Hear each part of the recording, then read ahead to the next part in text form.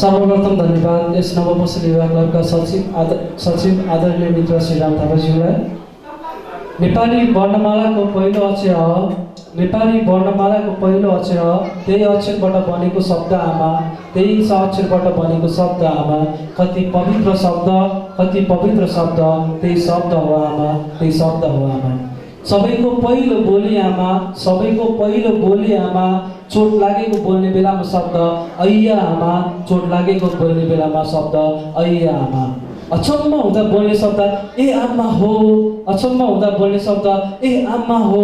कसम खाँदा पनि भन्ने आमा कसम, कसम खाँदा पनि भन्ने आमा कसम। भोक लाग्दा भोक लाग्यो पैसा चाहियो आमा भन्ने शब्द आमा, भोक लाग्दा भोक लाग्यो पैसा चाहियो भन्ने आमा, सबैको पहिलो पाठशाला तिमी नै हो आमा, तिमी नै हो आमा। यसबाट आमालाई सम्झिँदै, जन्म दिने आमालाई सम्झिँदै र कर्म दिने बुबालाई पनि सम्झिँदै म यस क्लब नवपसल युवा क्लबको अध्यक्षको रूपमा हजुरहरू समक्ष यस क्लबले गरेका कार्यहरू र आगामी दिनमा गर्ने कार्यहरूको विवरण प्रस्तुत गर्न गइरहेको छु। सर्वप्रथम आजका यस कार्यक्रमका प्रमुख अतिथि म्याग्दी गाउँपालिका अध्यक्ष मायादेवी राणाज्यू, विशिष्ट अतिथि म्याग्दी गाउँपालिका उपाध्यक्ष श्री बालकृष्ण घिमिरे, विशिष्ट अतिथि म्याग्दी गाउँपालिका वडा नम्बर 3 अध्यक्ष श्री बहादुर थापा, यसरी नै विशिष्ट अतिथि रूपमा पाल्नुभएका म्याग्दी गाउँपालिका वडा नम्बर 3 का सदस्य सुनिता नेपालीज्यू, म्याग्दी गाउँपालिका वडा नम्बर 4 का सदस्य श्री दीपक कुमार श्रेष्ठज्यू एवं ड्यासमा र यस कार्यक्रमको स्थलमा उपस्थित हुनुभएको सम्पूर्ण अतिथिगणज्यूहरूमा स्वीकार्नुहोस् नमस्कार। विक्रम सम्वत 2040 सालदेखि नै यस समाजमा पसल युवा क्लब भनेर चाहिँ अगाडि बढेको इतिहास मलाई जानकारीमा आएको छ र विगत 20 को समयमा केही कार्य विस्तृतले गर्दा क्लब निष्क्रिय रूपमा रहेको थियो र हामीले 2072 सालमा पुनः गठन गर्दै नवपसल युवा क्लबको रूपमा अगाडि बढिरहेको जानकारी गराउन चाहन्छु। यस क्रममा अध्यक्षको रूपमा आदरणीय शिव कुँवरज्यूले पनि क्लबलाई सम्हाल्नु भएको थियो। त्यसरी नै आदरणीय दाजु श्री सुदीप लामिछानेज्यूले पनि 2 कार्यकाल अध्यक्षको रूपमा जिम्मेवारी गर्नुभएको थियो र अहिले हाल 2077 माघ 10 गतेदेखि नवपसल युवा क्लबको अध्यक्षको रूपमा मैले कार्यभार सम्हालिरहेको छु। हामीले यस समाजमा विभिन्न जनसचेतनामूलक कार्यक्रम सामाजिक कामहरू गरिरहेका छौँ। यस कार्यस्थल हाम्रो कार्यक्षेत्रमा म्याग्दी गाउँपालिकाबाट विनियोजित रकमबाट हामीले सिसी क्यामेरा जडान गरेको थियौँ र त्यसरी सडक बत्ती जडान गरेका थियौँ र हामीले यसै छेउ क्षेत्रमा रहेको म्याग्दी ड्राइभिङ स्कुलसँग सहकार्य गरेर प्रत्येक वर्ष क्लबका 2 जना सदस्य भाइ बहिनीहरूलाई निःशुल्क रूपमा ड्राइभिङ क्लास पनि गर्ने सम्झौता म्याग्दी ड्राइभिङ स्कुलसँग भएको थियो र जस अन्तर्गत हामीले गणेका भाइलाई त्यस क्लासमा हामीले अनुबन्ध गरेर उसले क्लास पनि लिइसकेको र अहिले ऊ पर्फेक्ट रूपमा चाहिँ कार चलाउन सक्ने पनि भइसकेको जानकारी गराउन चाहन्छु।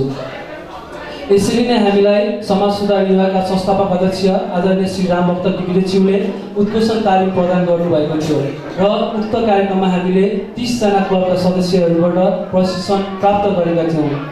र यसरी नै हामीले 6 वर्षीय किडनी बिरामी प्लनिस जुन हाम्रो म्याग्दी गाउँपालिका 2 का भाइ हुनुहुन्छ उहाँलाई रु 32,710 बराबरको आर्थिक सहयोग गरेका थियौँ र अहिले भाइ पूर्ण रूपमा फिट नभए पनि ऊ चाहिँ अहिले चाहिँ स्वास्थ्य क्रम सुधारमा रहेको छ। यसरी नै हामीले बाढी पहिरोबाट ग्रस्त रहेको सडकहरू र व्यक्तिहरूलाई पनि सहयोग गरेको थियौँ, सडक मर्मत गरेका थियौँ। यसरी नै अहिले हामीले विगत 2077 सालदेखि पसले आविसँग सहकार्य गरेर विद्यालयलाई नयाँ ढङ्गले चलाउनुपर्छ भनेर पसले आवि र नवपसल युवा क्लबले सहकार्य गरेर अगाडि बढिरहेको पनि जानकारी गराउन चाहन्छु। यसरी नै कोरोनाको बीचमा महामारी भइरहेको अवस्थामा हामीले मास्क सेनिटाइजर वितरण गरेका थियौँ र कोरोनाको समयमा म्याग्दी गाउँपालिकाबाट हामीलाई दिएको जुन क्लबका सदस्यहरू र विभिन्न क्याटेगोरिज अन्तर्गत छुट्याएर दिएको खोप यसै हाम्रो क्लबको सेवा क्षेत्रमा रहेको पसले आदिको स्वास्थ्य चौकीबाट पनि प्रदान भएको थियो र उक्त कार्यमा हाम्रो नवपसल युवा क्लबले स्वयंसेवकको भूमिका निर्वाह गरेको थियो र हाम्रो क्लब सामाजिक क्षेत्रमा मात्रै नभई खेलकुदतर्फ पनि अगाडि बढिरहेको जानकारी गराउन चाहन्छु। हामीले फागुन शिवरात्रिको अवसरमा पालेर प्रथम नववर्षले ब्याडमिन्टन कप आयोजना गरेका थियौँ। त्यसरी नै हामीले प्रथम नववर्षले मैत्रीपूर्ण फुटबल खेल पनि आयोजना गरेका थियौँ र यसरी नै हामीले छिमेकी क्लब न्यू भिजन युथ क्लबद्वारा आयोजना गरिएको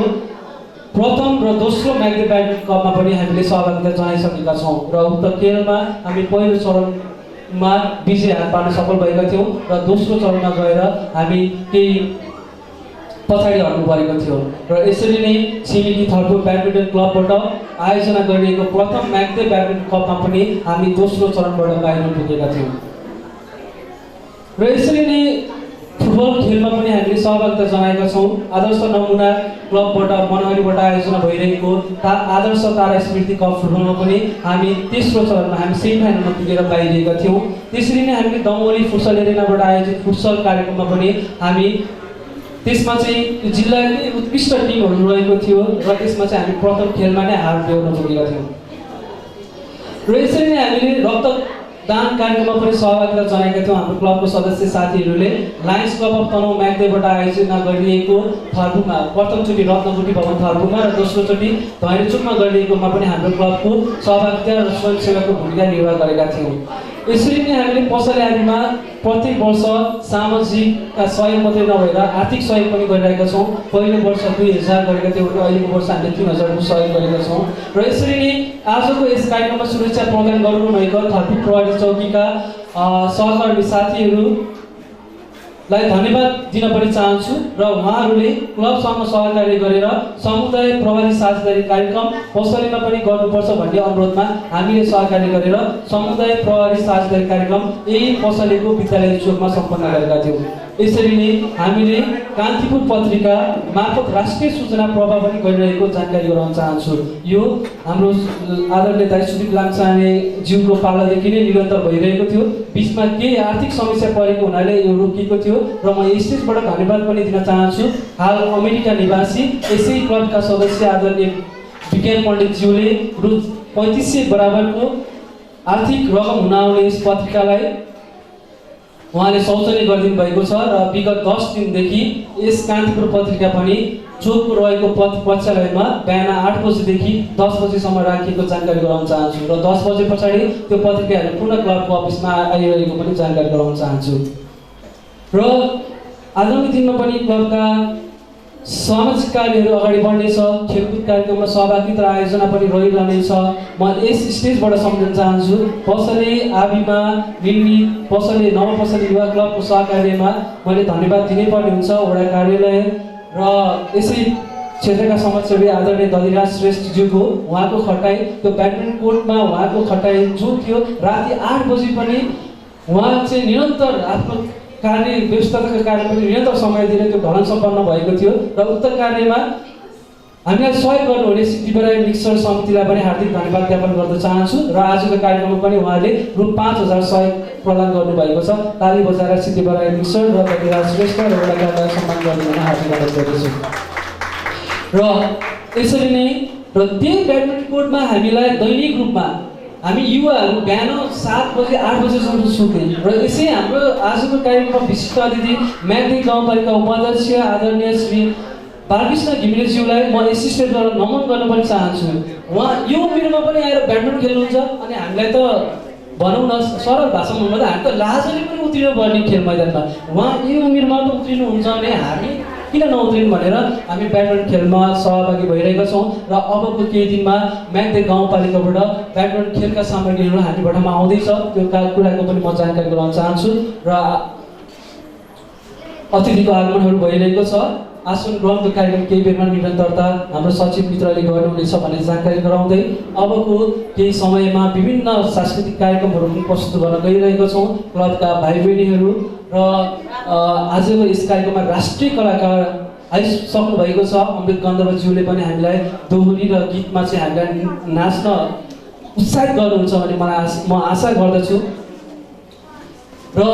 क्लबका विभिन्न सामाजिक कार्यक्रमहरू र खेलकुद कार्यक्रमहरूको जानकारी गराइसकेको छु। यस कार्यक्रममा हाम्रो निम्तो